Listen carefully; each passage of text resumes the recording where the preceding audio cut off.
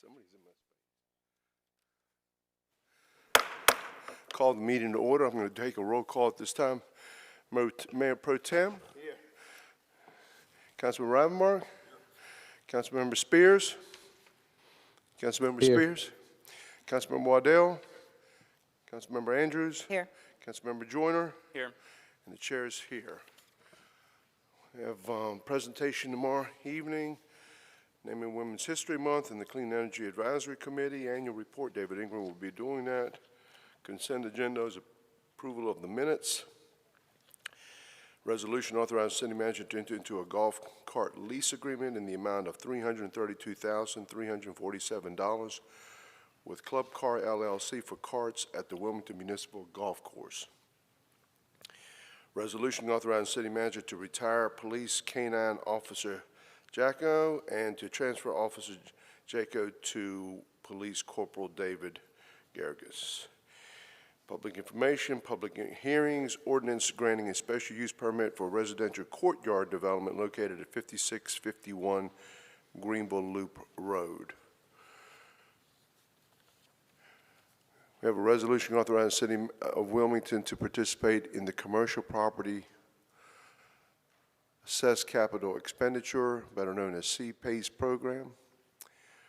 We have an ordinance amending the official zoning map of the City of Wilmington to rezone property containing 0.69 acres located at 4717 College Acres Drive from R5 CD medium density mixed residential district conditional district to CBCD community business conditional district for a commercial parking lot. We have an ordinance amending the official zoning maps of the city to rezone property containing 6.12 acres located at 5601 Oleander Drive from CB community business district to RB CD to regional business district conditional district for a commercial recreation center. We have an ordinance amending the official zoning maps of the City of Wilmington to rezone property containing 0.14 acres located at 102 and 104 Mears Street from R3 medium high density mixed residential district to UMX urban mixed use district.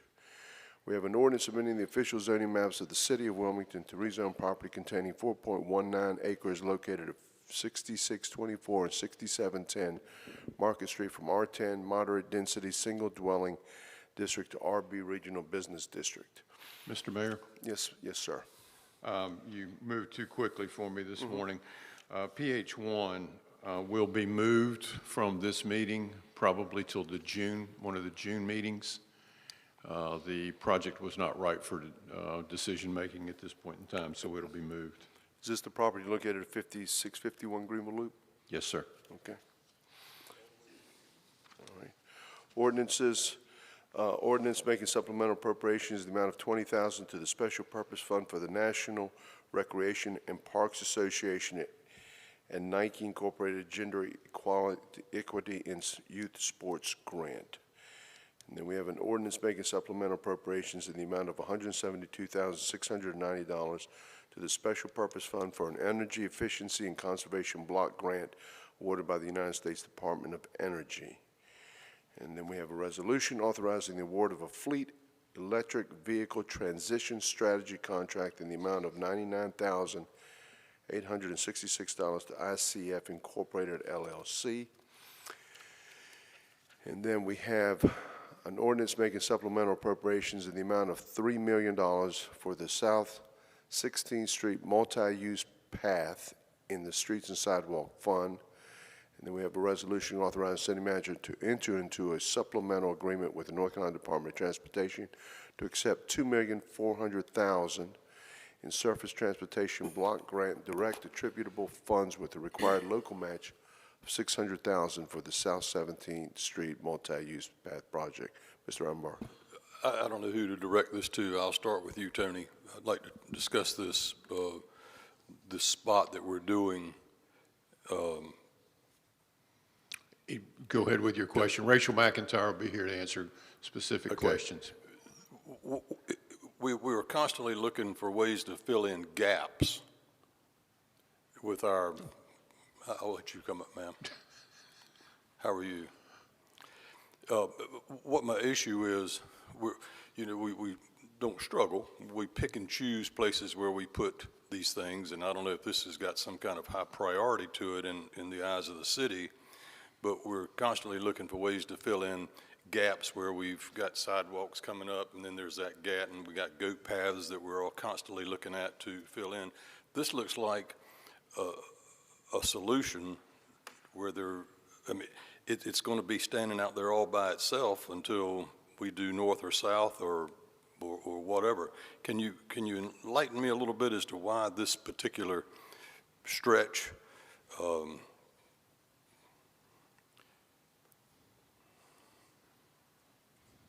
Well, as you mentioned, it is part of the regional plan. It will tie in with future paths that are planned. Additionally, this area has a lot of transit, so it's helping reach wave transit stops. This project has been in the STIP for a while.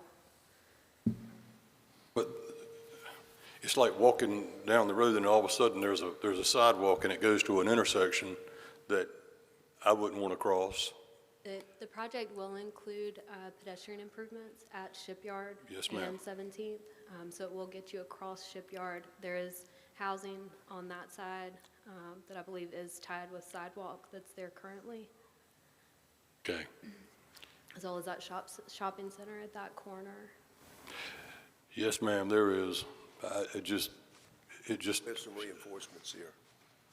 morning, Denise. Good morning. I just want to add that this intersection was in the Walk Wilmington plan, and it's a high-injury network intersection, so providing crosswalks at this location is a priority for the city because of the high injuries that have occurred with that. Well, let me ask the question this way. When are we going to connect it to other stuff, north and south? Well, it will connect in the future, and a lot of what we do is provide trunk lines for future connectivity for these paths. We have to start at one location and then build from that. The developer who is working on the The project near Wawa. Barclay Point, Oh, yeah. further down on 17th Street, is building a portion of trail as well, and that will provide that connectivity. All the way to Shipyard Boulevard? My understanding is there may be a very small gap, but we're working with the developer to fill that gap. Okay. It just, when I looked at the size of it, and I don't care about, I understand there's going to be some intersection improvements, but the size of it, at these numbers, it's just mind-blowing what we're paying to get that small stretch of sidewalk when we have so many other needs that I think are more critical with regard to some of our goat path fill-ins that we constantly rail on about. Did Mr. Moten give you some more words of wisdom, or? Yeah, but I couldn't quite catch what he was saying. I think he was mentioning that it was a high priority in the STIP for several years, which is part of the reason why it scored so highly in the grant application for the direct attributable. Well, what I would prefer to see would be the whole thing being done and not do it in little pieces. I mean, if you try and do the whole thing at one time, then you're looking at, a $10 or $15 million project, and those take longer. They, obviously, we have to find more matching funds for those because we would have to come up with a 20% match. So we are trying to do them in pieces that we can manage and get constructed quickly. Greenville Loop Trail is a good example of a very long project. We ended up taking that single project and breaking it down into multiple sections so that we could try and deliver portions of it more quickly. Because the acquisition for some of those really long linear transportation projects can take so long and be so cost prohibitive. Comparing this with Greenville Loop is a little bit like comparing an apple with a truck. So, okay, thank you. Understood. Mr. Manager, that's it. Oh, I'm sorry, with the last one. Sorry. That was the last one. We have a resolution of the Wilmington City Council to support a 100-foot fixed span replacement for the Cape Fear Memorial Bridge, and this is being brought forward by Councilmember Andrews. Mr. Mayor, Yes, sir. there's a lot of questions regarding this resolution. I've reviewed it in some detail, and I've noticed what I believe to be some factual inaccuracies with it. I think it'd be appropriate to maybe get some clarification today in this agenda briefing on this resolution and the items surrounding it and the process in general with kind of where we began, where we are now, where we're looking to go. and maybe get that from some of the professionals who deal with it every day. To that end, I believe we have Landon Zimmer, who's a board member with the NCDOT representing Division 3, and then Trevor Carroll, who's the division engineer for NCDOT Division 3. I think maybe it'd be appropriate to have a couple questions and give them an opportunity to kind of discuss this in detail. If we can get more clarity, the more clarity we have, the better off we are. And I'm happy to.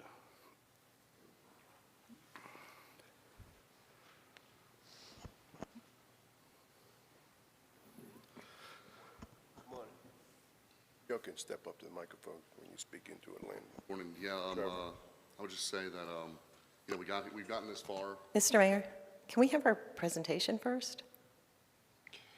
We can do that, yes. You want to make a Because present- that's what the If y'all sit on the front row, let's presentation do the has to pre- do with. Let's do a presentation then first. Wasn't aware there was a presentation. Is there a presentation? Ms. Andrews had asked that Mr. Stoltz be here to do a presentation to council following the agenda briefing on this item. Okay. Yes. And the clerk has asked that you make sure that you identify yourself when you come to the podium, please. So, Ms. Andrews? Oh, is Mr. Stoltz here?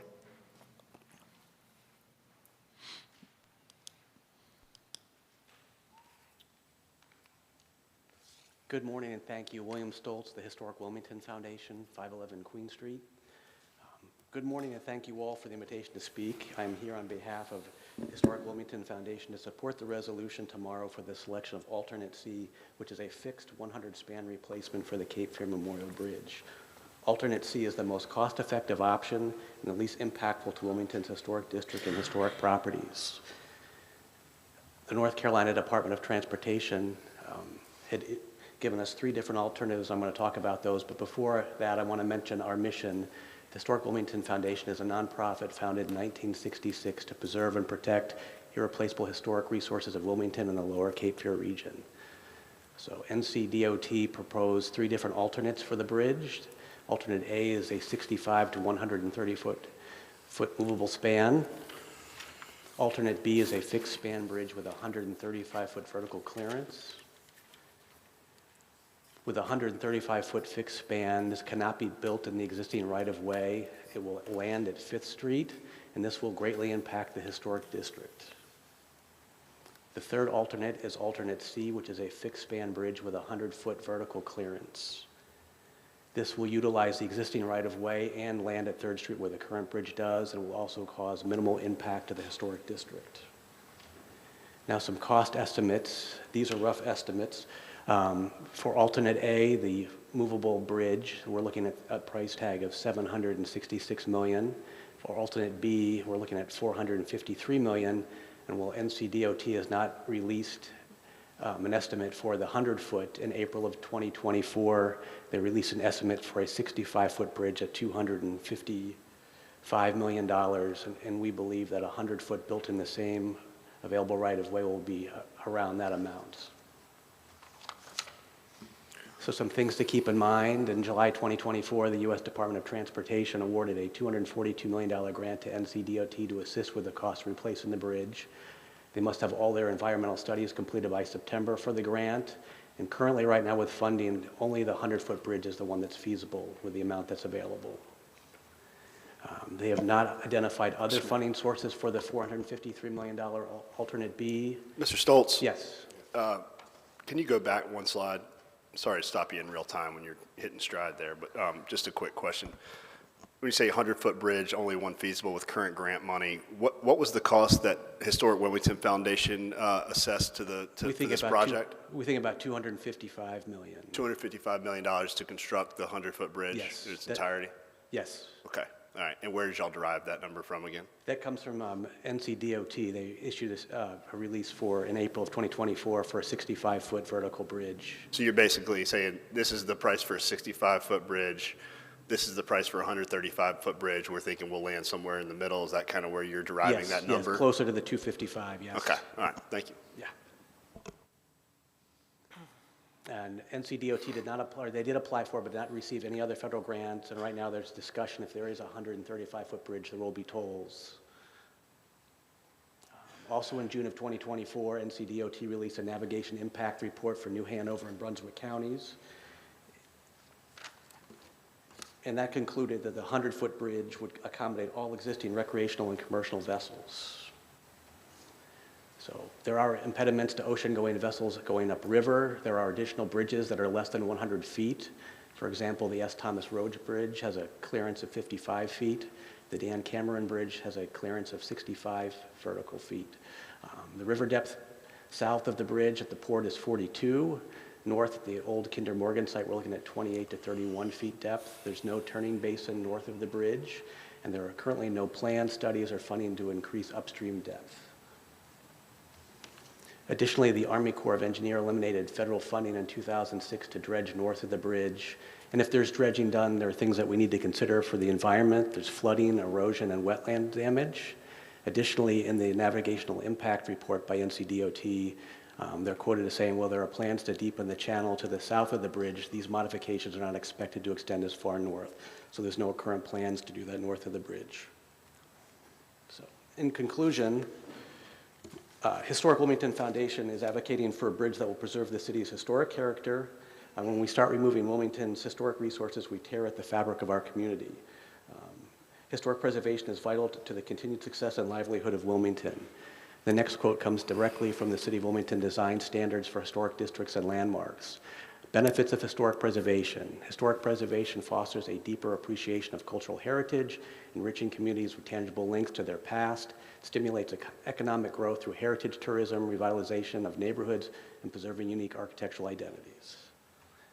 And you can see with the 135-foot bridge the massive impact it will have on our historic district. So things to consider: the bridge cost, I showed you the estimates, the possibility of tolls, city projects that will be impacted, the Fifth Avenue street, sidewalk, and water utility project that is currently underway, the Dawson-Wooster streetscape. We also have to consider pedestrian and cyclist safety on Fifth Avenue with all that traffic coming off the bridge. We have to think about the loss of homes and businesses, the loss of historic properties, which includes historic preservation, investment, and tourism. And finally, we have to consider the view of the USS North Carolina. So, as I said before, we're advocating for the 100-foot bridge fixed because it best serves the Cape Fear region. It's the most cost-effective option, the quickest, and it has the least impact to the historic district, historic properties, low-income neighborhoods, and minority-owned businesses on the Worcester-Dawson corridor. So that would be alternate C, and thank you.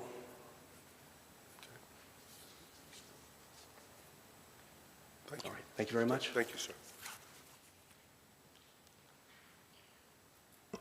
Mr. Mayor, could we bring up the Division 3 engineer and transportation board member?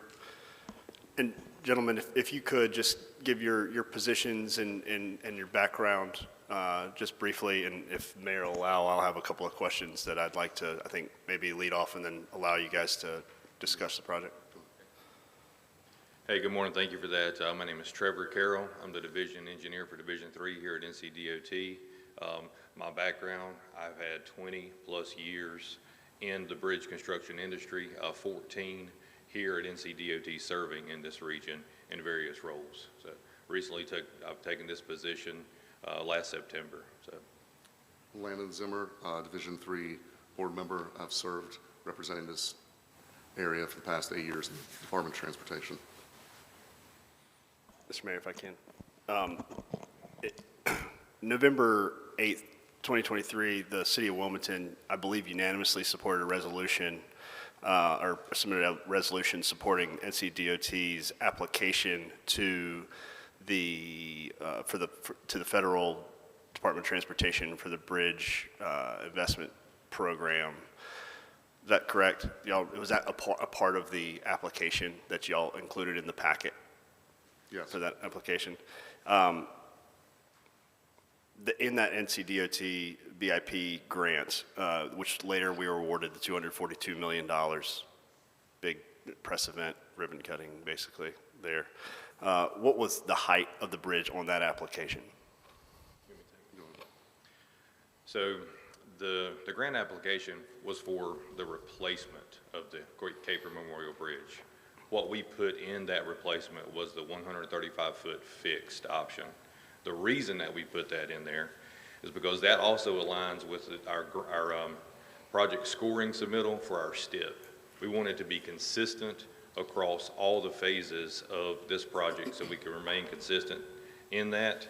And we did put a grand design bridge in that planning document, and that's where we are now. We're in the planning phase. To that end, in additional to that, there's, I believe, $85 million in the draft NCDOT STIP. That contemplates the same criteria that the federal grant was predicated on.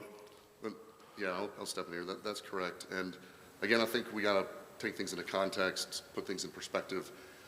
We got here by having the wisdom to trust the process and to keep our options open. Y'all have heard me say that for the past several years. We want to keep our options open, and I think just having open discourse is important because, again, this report that everyone's basing this on is a maritime navigational impact report. We have hundreds of data points we take into account when we make a decision. This design is not the design we're going to go with. This is a design based on maritime boating impact. So we've not done environmental studies. I believe the previous presentation showed 2026. So once we gather all that information, we can then make an informed decision. And where we are now, it's like you're reading the first chapter of a book and knowing what the story is. We're very preliminary. We do not know the impact of 100 feet, of 135 feet, of 107 feet. We're very beginning here, and I would just say that putting a stake in the ground here closes a lot of options, closes a lot of doors, and would just, from the Department of Transportation, would like to have open discourse with the city before we proceed, especially because this report here that the Department of Transportation produced is in direct conflict with some of the items that are in the resolution, and would just like to talk things through before the city proceeded there. And I think I've said this before, I think we all want the same thing. We all want a new bridge. We all want what's in the best interest for the citizens of Wilmington. I just think we need to have some discourse before passing a last-minute resolution before we've had any conversations between each other. If I can continue, Mr. In either of your opinions, could this resolution that's as it's proposed here today, that we're supporting the 100-foot bridge, could this resolution jeopardize the awarded funds thus far, the 242 or the 85? And do you see a world where it could jeopardize funds from our partners at either the state or the federal level? Yes, I do. And I mean, we've heard from our state representatives, they want 135 feet. That's what they want. We're, again, still exploring all options. We want to see what's out there. But if the state legislature has promised money towards the bridge, that's another conversation that I would recommend we have before proceeding with a resolution, putting our stake in the ground and, closing potential doors. Again, we want to keep our options open. We want to move to the next level. And I would just recommend having some discourse and discussions before passing any resolution, especially one that is in direct conflict with what the report states. And if I can add also too, so yes, our grant was awarded for the 242. The specific language of that grant and our application was for half of the cost of the bridge. As recent as last week, we know that all these costs have exponentially increased for good reasons that we can explain and show. Everything that we've put out to date has been a planning document. These are ideas, these are concepts, and as we work to refine the design, then we can find the true alignment to minimize impacts for historic district, for wetland impacts, congestion, prices.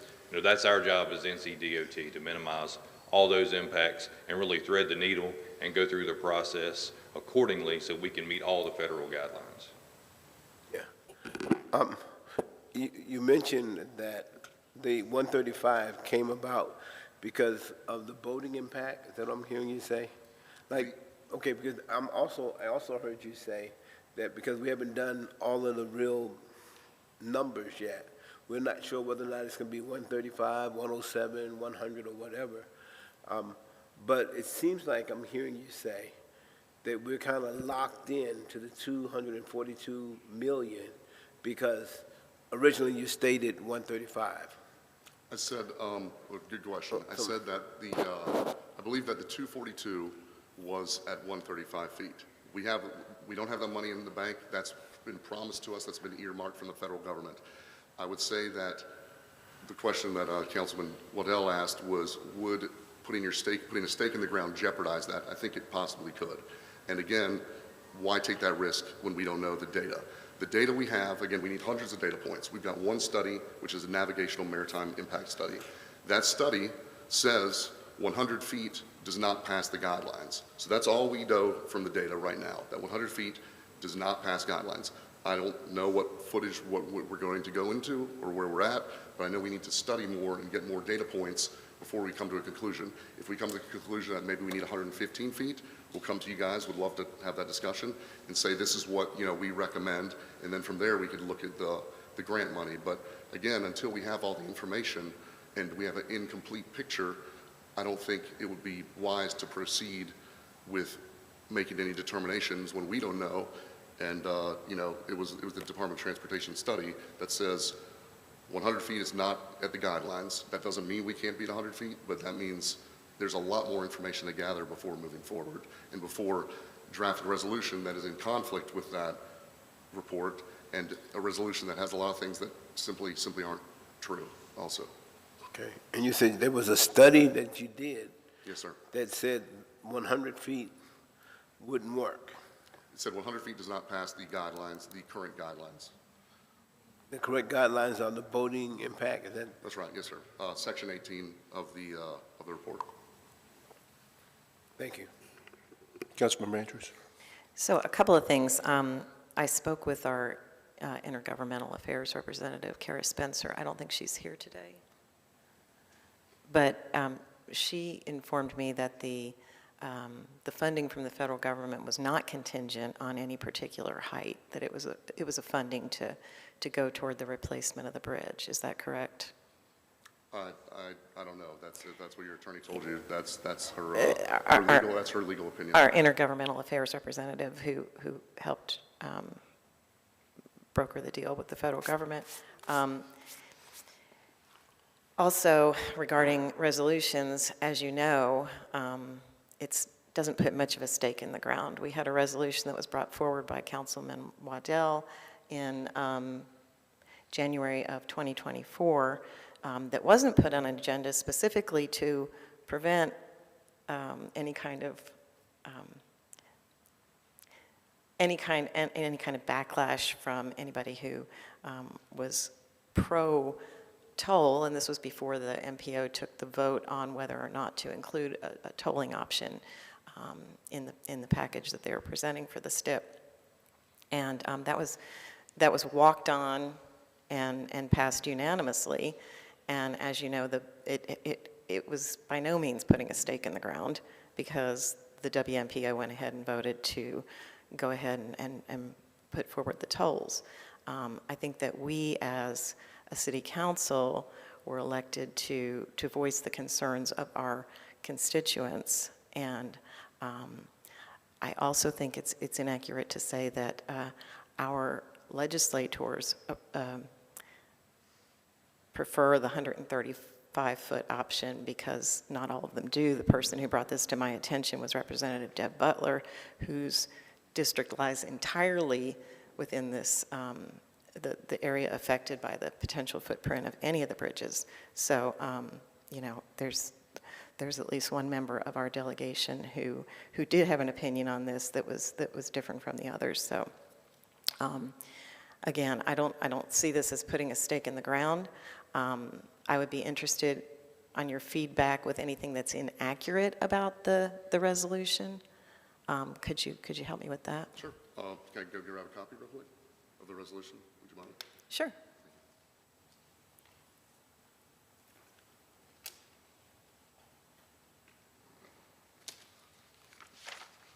All right. Okay. I just want to first start off with your third paragraph, whereas it says the existing bridge is maintained 135 feet. A 100-foot clearance would sufficiently meet current and foreseeable maritime needs. That's in direct conflict with the Department of Transportation study, Section 18, which says 100 feet does not meet the guidelines. That would be my first, that's the first, and of course, this report is on maritime height, so if there's any, again, we need a lot of data points, right? It's way too early to make a decision. But if there's one decision you could draw from this report, it is how high the bridge needs to be in terms of the boats going underneath it. And it says that 100 feet is not sufficient.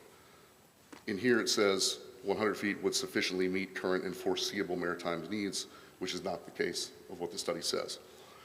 Your next, so that's your first, that's the first issue, that's the primary, I would say, issue. Again, I don't think this was done, maliciously. I think we all want the same thing. I don't think, I just think open discourse needs to be had. Again, we're the subject matter experts. I found out about this late this last week. I believe Trevor did as well. And just, before passing resolutions, would like to have a discussion.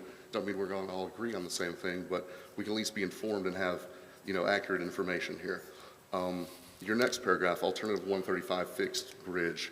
That is, again, we don't have a design. This is a design drafted from a maritime study. So there's a lot more information we have to bring into account. For instance, there's no historical study here. I believe there's some council people who find the historic downtown Wilmington is important. Let's have that conversation. We're going to do studies on that. We're going to have environmental studies. We're going to have studies on grade and slope. And maybe the grade and slope at 100 feet would impact the historic district more. We don't know. We don't have that information yet. So coming in here saying 135, where, this is all just not the case. This is based on one impact study for navigational impact of the Cape Fear River. And we would not design a bridge based on that other than the height, which again, it says here that 100 feet would not be does not pass the current guidelines. So that paragraph based on 135 feet, increased traffic and noise, that's not in the study. That's spacious. Historic integrity, that's not in the study. Historic structures isn't in the study. So that's some other stuff we would like to have some discussion about. The next paragraph, 100-foot bridge fits within the existing footprint.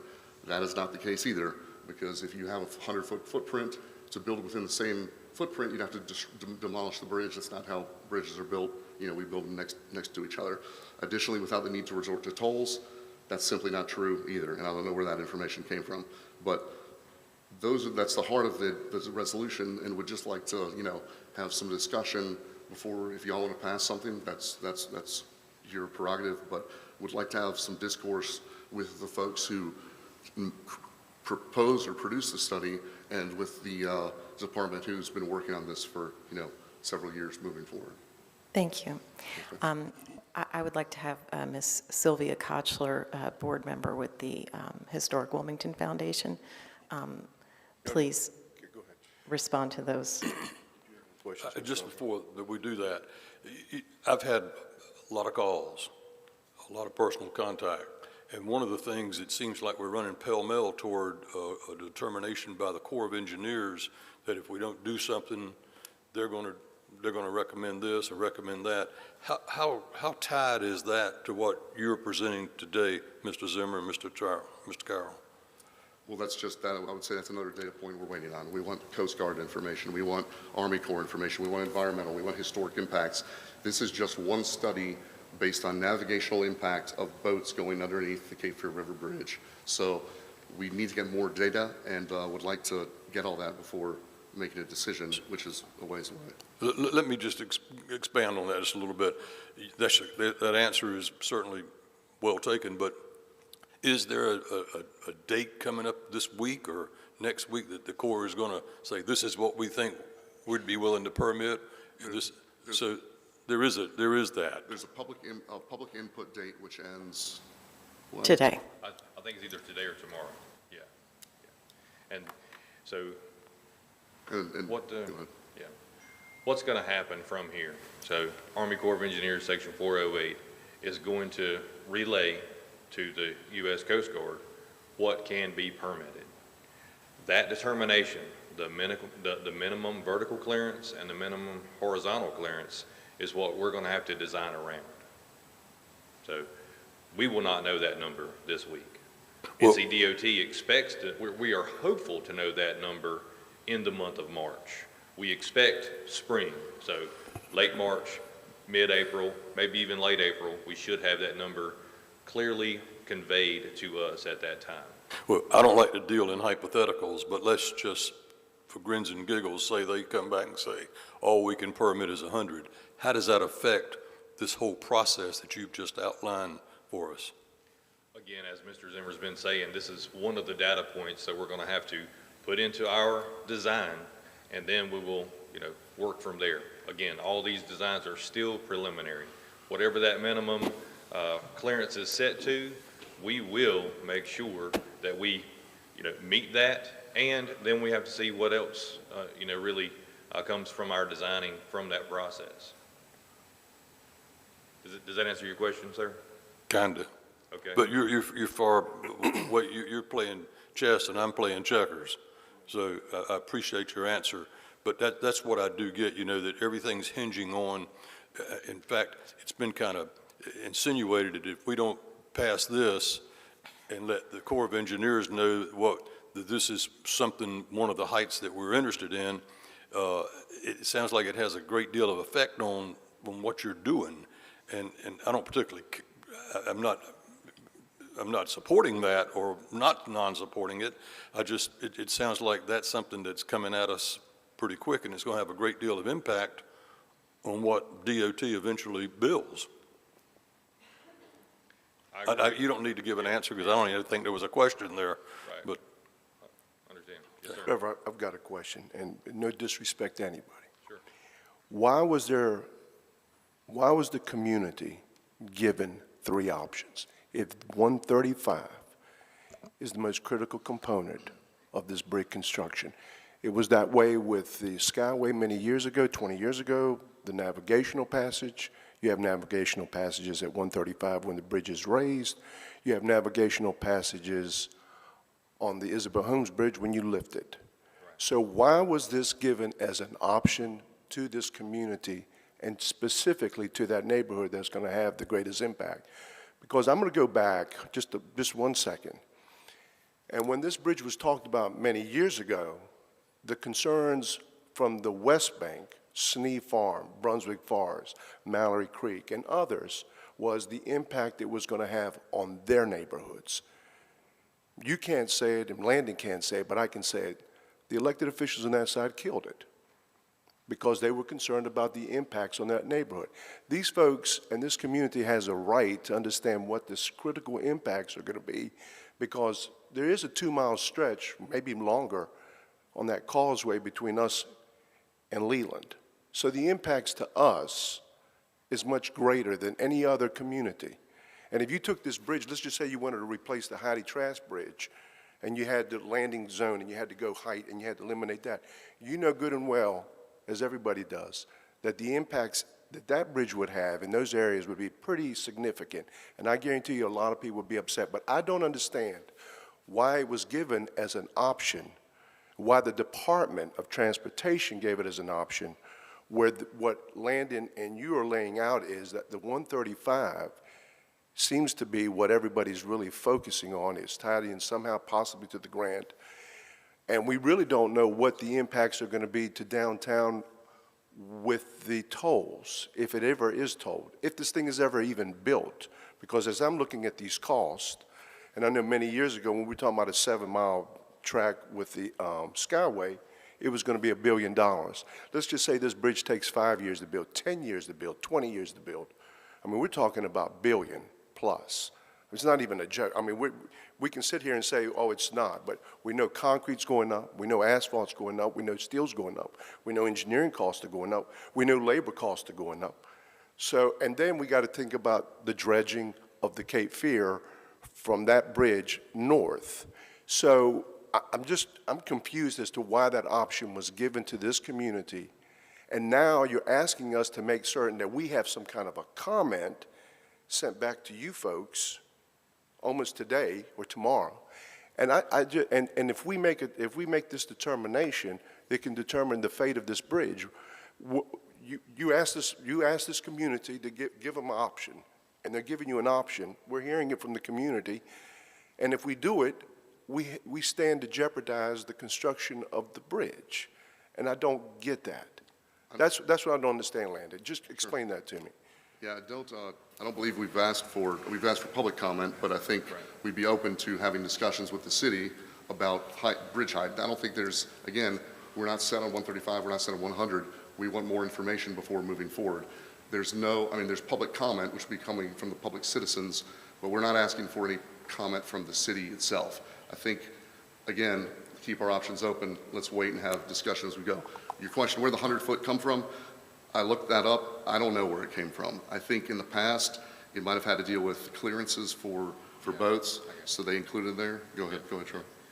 So also to just directly answer your question, why did we have 3 options? It is a part of our merger process through planning. We have around 13 different organizations that are a part of that merger team. It's led by the Federal Highways. U.S. Army Corps of Engineers is on there. Historic folks are represented on there. WMPO is on that, is a part of that merger team as well. So is the Coast Guard. So we have a merger team that's made up of a lot of stakeholders in this project. In order to make sure that we follow that federal process, we have to have options. We explore options. We did explore the option to leave it fixed at the 65-foot, which is the clearance now when the bridge is lowered. Also, the 135-foot, that meets the existing clearance when it is open now. Where the 100-foot came from, we were going down a path to have an option of only 100-foot, but instead we broadened our horizons so we could continue to explore what height makes sense. That's why one of these options is 100-foot plus or minus 35. So it gives us that full range of restriction now. There's obviously a vertical restriction when the bridge is lowered. There's obviously a vertical restriction when the bridge is raised. So that's why that option exists in there. 100-foot plus or minus 35 gives us that full range so that we can adequately and professionally explore all those options so we can understand what those impacts are. That's the reason for those options. Okay, I get that a little bit, but on the 135, I mean, we're going back to 1968 when this bridge was built. That 135 was in place. But what I'm hearing you and Landon share with us is that if we go with the 100-foot option that was given to the community, for whatever known reason, I hear what you're saying, that we jeopardize killing this bridge, because the 135 seems to be what you're really focusing on from not only the grant side, but also the navigational side, which is fine. Just put the cards on the table. The only thing I'm frustrated about is that we have a time set for public comment to come back, and I hear what Landon is saying is, that's public comment, but it's not us. You also have to understand, we represent the citizens that are coming to us, and the impact that it's happening is in the historic district primarily. No different than what happened on the West Bank in Brunswick Forest and those communities over there that did not want the bridge. They moved it over, 1,000 feet or 1,000 yards, and they still didn't want it. And I don't know what exactly happened, but somehow that bridge in that right-of-way went away. And I doubt we'll ever see it go back to that right-of-way, because now we've got development on both sides that probably would not want it. The impacts that you're showing at the 100-foot level, though, are minimal, and that's why the community is gravitating to them. And it's not, I don't think, Trevor, it was you that did it, and I know Landon wouldn't do it, but somebody put that option in there, unfortunately, and that's what the community is looking at and say, this is the least impactful to our community. So it is frustrating for all of us to look at the minimal impact with what the possibility is about getting this money. And it's putting us in a really tough position, not only with this community, but also with the elected leaders in Raleigh. And maybe that was a communication on our part. Again, this is a navigational traffic impact study. This is on the navigational traffic. This is not, there's no deadline here, no decisions need to be made. We want input so we can adjust and make decisions. We're not asking for 100-foot or 135-foot. We just want to keep our options open, get more information as we go forward. So there's no deadline here other than if you have comments from the public, please put them in. There's no, it's just I guess maybe that was communication on Department of Transportation, but there's no deadline here for 100 feet or 135 feet. This is just one study, the first study that's been made public, and there's a lot more information to come. And we would ask that you all keep your minds open and have open and, honest discourse with each other before moving forward and making your decision. If I can echo that as well, NCDOT, we are not really trying to take any position on the alternates. My ask is simple. Let us explore. Let us continue to explore. I have a question about the timeline of the funds. So the $242 million that was allocated in the last administration from the federal government, that's through the Bipartisan Infrastructure Act, not ARPA funds, correct? So what's the sunset on the $242 million? I'll take this. So we are currently working through the grant application. So the grant was awarded, but the application has not been finalized. So we're working with our federal partners now to finalize that agreement. We have to have that agreement finalized by fall of '26. Wait a minute, hold on, we got a, it was Mr. Reynolds. Just to go back just a little bit, I was a little bit surprised and kind of pleased, I guess, that you mentioned, Mr. Zimmer, that, whether it's 100, 107, 115, I had not heard that before. That's reassuring. I mean, whatever fits best, and I think you mentioned this study is one of many. That's correct. And before any decision can be made, those studies have to be completed, then you compile it all, and what pops out, that's where we go. Is that a fair statement? Yes. Yes, sir. Yes, sir. I believe that's fair. And that's why I was trying to explain that 100 foot is plus 135 or minus 35. So anywhere in that range. If it happens to be 97 or, It's not cookie cutter, no, you just any don't take arbitrary it. number in there. Yes, sir. Okay, thank you very much. Mayor Pro Tem. So then our federal partners understand with the $242 million that it's contingent on 100 plus 35 or minus 35. Not just, because the way I've been hearing it is that we were kind of locked in. If we don't settle for the 135, then we lose the federal aid. The application was at 135, and again, in the spirit of keeping things open, transparent, waiting to get more information, I would say that putting the stake in the ground, committing to that, you've seen what's going on in the uncertain times, just wouldn't want to give anyone a reason to pull any funding when there's, again, not all the information's out there. I think it's I would think it's an unnecessary risk to make a commitment right now. Mr. Mayor, Yes, sir, Mr. Spears. so I'll be the first one to just say thank you for the clarity that you provided when you started talking, because I don't know if anybody else will admit it. I was a little baffled at how this conversation was coming up, but now I get it. The public, how this information came to Councilwoman Andrews, and so how Kevin, your internet service is going in and out. It's coming up on the monitor here. I don't know, can you hear us? But you were talking, and then it kind of went out. Red, Dylan, are you getting the connection there? It's going in and out. We're going to try to get Councilmember Spears back on, but real quick, Trevor, I understand that the department has their process, right? And I guess SHPO was the one that's also part of this, so anything that, does SHPO have a process in every DOT project?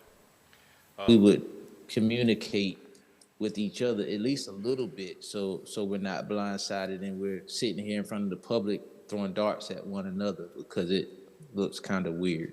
But now I'm up to speed now, so thank you. Okay. Can you answer that with the Yes. Is SHPO involved in every process with the DOT? SHPO is certainly involved in this process and has a place at the table, so to speak, for with the merger team here as well. Most of our projects, we do involve SHPO or some environmental impacts from that respect. I can't say it's every single project with the DOT because we have so many, but certainly for this one, yes. And they are part of the merger team I was explaining earlier. So SHPO has its own director, their own person there. And so have you been in contact, or is the department, there may be disagreement with SHPO in respect to this, or maybe not, or maybe it was just part of the process. Can you explain how Sure. SHPO plays into the process? Yeah, sure. I'll be glad to try to elaborate a little bit. So we have our Division 3. Excuse me, for Yes. the audience sake, could you just talk about what SHPO is? What does the acronym mean? State Historic Preservation, what is it? SHPO, what is SHPO? Right. I don't have that acronym memorized. I'm sorry, Mayor Saffo. I know they're part of our process here, and they're always, we're, in favor and looking out for any historical impacts. And they are a part of the team. They are, yes, sir. And so our environmental folks here in Division 3 coordinate with our state environmental folks in Raleigh, and then we have that conversation with SHPO so that we understand what those impacts are potentially, and our goal again is to minimize those impacts. So Landon, is SHPO, is it historic or is it environmental? State Historic Preservation Office. The State Historic Preservation Office? Yeah. So SHPO is involved in every decision in regards to DOT transportation, if you're putting a road in, just to make sure there's not a graveyard in the way or some artifacts or some archaeological thing that we might run into that we don't want to destroy or hurt. With a project of this gravity, they would be involved. And again, we don't have all that information from them yet to make an informed decision. But were they the ones that came up with this option? I guess is what I'm trying to figure out. Who came up I with? don't believe so, no. No, sir. But Landon, who came up with the option? That's what I'm just trying. It would have come from Raleigh, and it's been several years. And again, we looked into it, and I believe it was just from former. Can someone get us just that information before tomorrow night's meeting? I'd just like to know, I know I did a little time on the MPO. I just want to know where the option came, even the 65-foot option, because I was kind of baffled when I saw the 65, because that wouldn't allow sometimes sailboats and stuff, significant sailboats to come up-river that are more recreational use. But the other thing that I would like to ask, Landon, maybe you can give me a little clarity on this. So let's just say let's just say the option that the city would, just hypothetically say it was 65 feet. Obviously would have some significant impact on property owners that are north of that particular area. Would the state then could those property owners then petition the state or take the state to court if they went to a different option, not allowing navigation of bigger ships going north? Would they then go through a process just like we would if we were putting in a highway or something that they would say, well, you're taking my property or you're taking my property rights from me. I can't develop it if it's industrial in nature, and that's primarily on the West Bank. Would then the state have to purchase that property at whatever that rate is? How would that process work? Well, the process going forward would be, so it'd go through the MPO and then the Department of Transportation if the bridge was built to that height. And again, we don't know where things would be or where things will be. Sure. Depending on how expensive it is or where the funding mechanisms are. But if you lower right now upriver, the city of Wilmington also has property, and all of those properties upriver have 135-foot, the right to 135 feet of maritime traffic.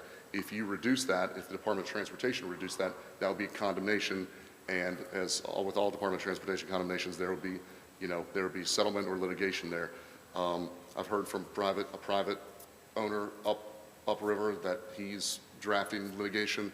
I don't know how it would work with the city, but as you guys represent the citizens of Wilmington and you own property, the people of Wilmington own property upriver, you would also be reducing their rights, and I don't know how that would affect the condemnation, but you'd be giving away rights that the city of Wilmington, people of Wilmington currently own, and they would not own afterwards. So that would add to so let's just say whatever the height is, if it didn't meet the 135, there's a potential in respect to litigation to pay the property owners for that loss. Definitely, yes. And has I'm sure you probably, I don't know if you have or you haven't.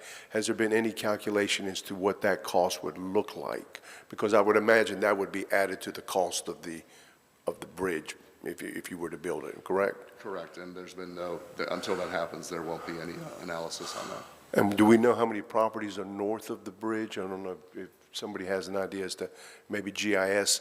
We have a famous GIS system here. Could they give us some indication of how many properties there are that are north of that bridge that would be impacted? I know the old Kinder Morgan site, that's been relocated, but you've got the cement company on the north end. You've got the old Wright Chemical Company. You've got COSA, or I forget what the name of it is now, that's north of there, between there and yes, I hear you. The Dan Cameron Bridge. I guess what I'm looking at is how many potential properties are north of there that also would impact or would be tied into the cost, I guess was what I'm thinking about. Have you all looked at that? No, sir, we've not studied that yet. Again, the vertical clearance has not been determined yet. Okay, so Trevor, what I'm hearing from you is, and I just want to be clear about this, that your department, your division didn't put the option out, but the option was put out there somewhere, and we're going to track that down as to how this option kind of evolved for the citizens to kind of look at. We will get you that answer. Yes, sir. Okay. We'll get you that answer. I appreciate it. Yes, sir, Mr. Waddell. Trevor, would your office be able to send this body the navigational impact report? I've reviewed it in my capacity as a member of the MPO, but I think it would be helpful in addressing some of the factual inaccuracies that are represented on this resolution. And if any members of this body haven't read it, then I think it would be important to do so, specifically paragraph 18 that's been referenced by Mr. Zimmer in regards to the navigational ability of a 100-foot position. That would be helpful for us to receive a copy. I mean, I could forward a copy to everyone, but maybe more helpful coming from you. Understand, yeah. I'll check, and I'll do what I can to get that to you today. Yes, sir. And lastly, there's I think it's paragraph 5 in the resolution says, without the need to, at 100 foot could be built without the need to resort to tolls. Very definitive and matter of fact. Is there anything in your estimation that says that that's factually accurate? That's not true. Thank you. Okay. Thank you, Joe. Appreciate it. Thank you. Thank you, guys. Sylvia, did you want to come up and say something?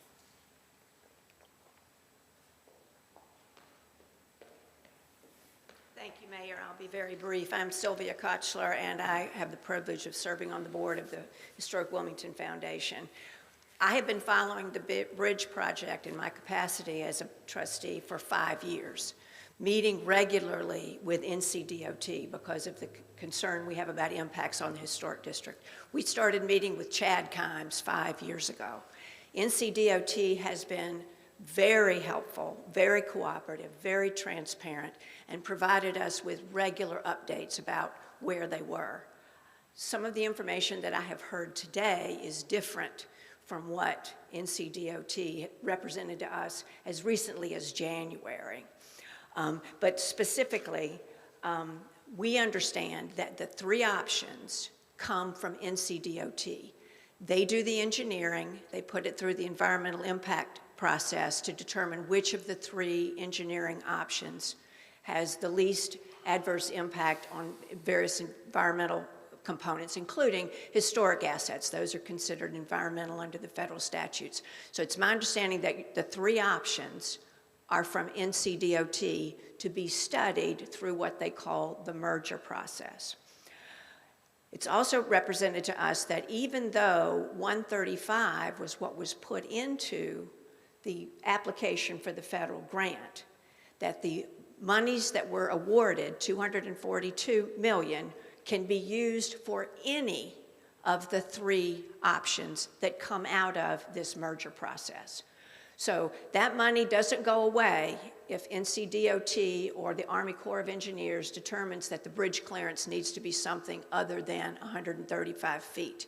What was explained to me was that was sort of the more expensive option, and so that's what you put in your grant application so you can get the most money that you can, but there's nothing in the grant that says that it has to be used for any particular height.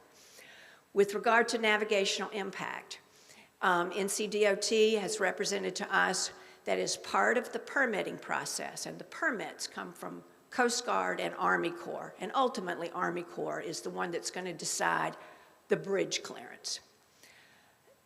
As part of that permitting process, NCDOT is required to do an environmental impact study, a navigation impact study. And we provided council with a copy of that navigation impact study in connection with our letter, because that study found that absolutely there is no vessel using the waterway under the bridge at the present time that exceeds 100 foot in height. In fact, the study shows that there aren't vessels exceeding 65 foot using the bridge since Kinder Morgan has relocated. And the the navigation impact report concluded that 100-foot clearance served both recreational and commercial navigational needs.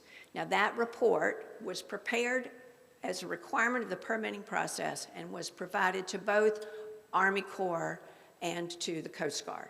So that is the report that those entities will use in making their decisions about permitting. I'm not familiar with this guideline that Mr. Zimmer made reference to, and that was not something that was provided, to my understanding, to Army Corps and to Coast Guard as part of the permitting process.